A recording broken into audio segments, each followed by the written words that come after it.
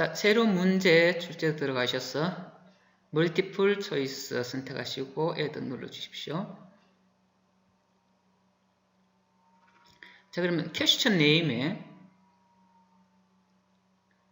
진단평가, 평가 종류, 그리고 교과서 내용, 표준 한국어 1, 그리고 대문항 형태가 어떠한 것인지 해주시고 그 대문항의 몇 번째 문제인지를 퀘스천 네임에 넣어줍니다. 그리고 그 문제에 공통된 지시문 넣어주시고, 자, 그림을 복사할 경우에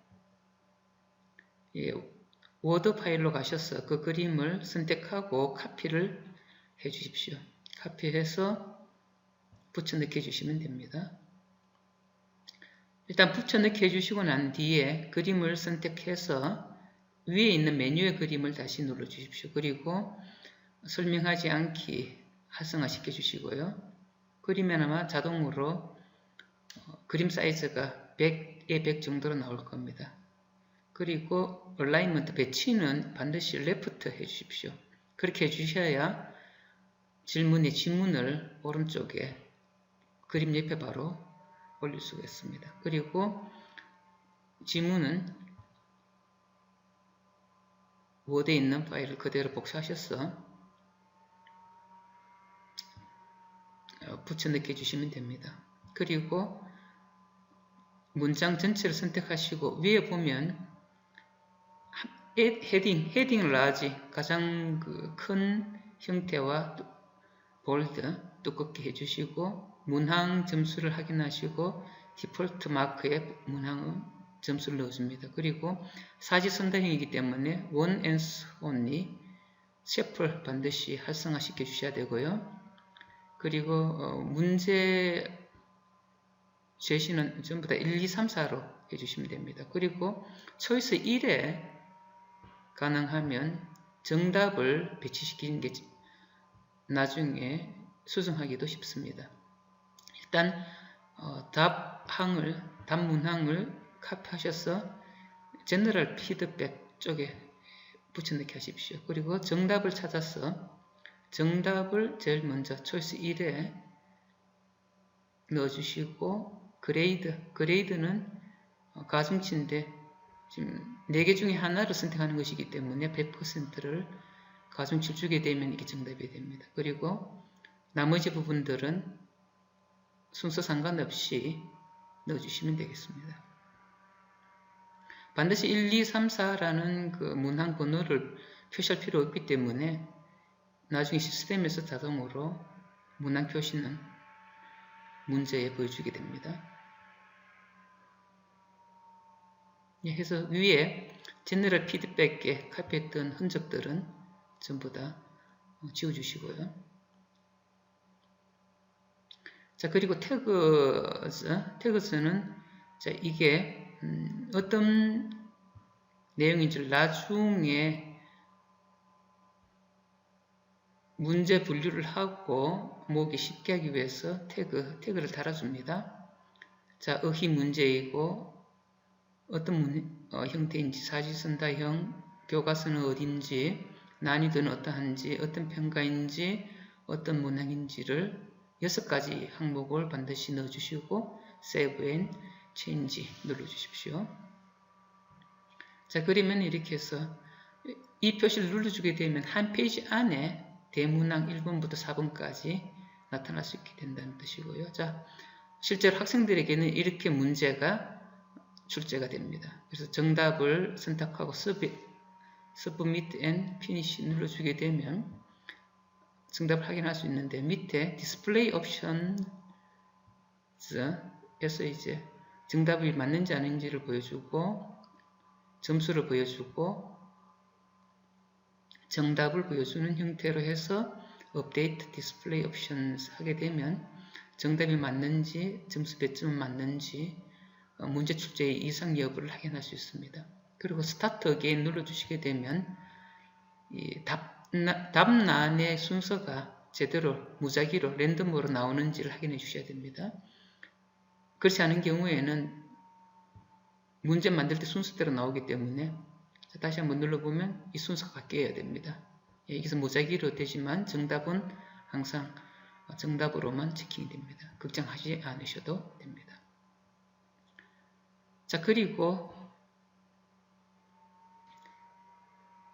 대문항이라고 이제 그 문항 형태를 중간 소제물 넣는 방법은 new 네, 해주시고 헤딩에 새로운 헤딩에 대문항 5에서 8 이렇게 문항 구분을 해주시면 나중에 학생들이 문제 풀 때도 좀 수월하게 됩니다. 자, 그 다음에 add 누르시고 new question 새로운 문제 거기다 우리가 사지선다형이기 때문에 multi choice add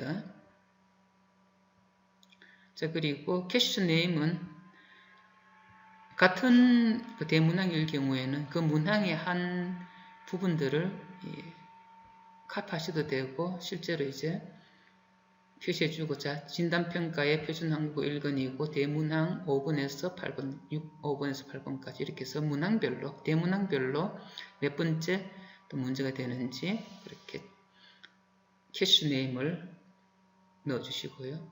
그리고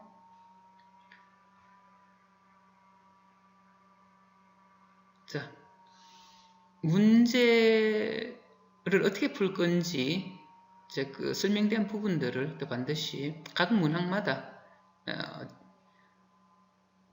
넣어주셔야 됩니다.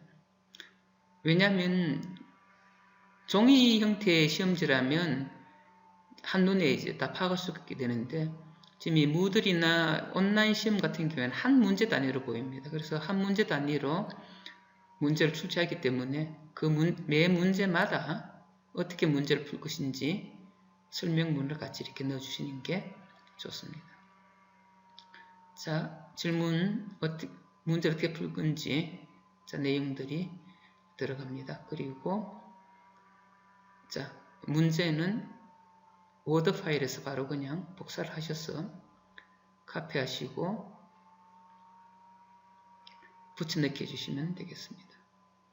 자, 일단 붙여넣기 해주시고 글자 크기나 세팅은 필요하면 조금 조정하셔도 됩니다. 자, 그리고 몇 점인지 점수를 넣어주시고 사지선다형이기 때문에 one and so only 그리고 1, 2, 3, 4 형태를 하시고 항상 첫 번째에 정답을 배치하는 걸로 해주시면 좋을 것 같습니다.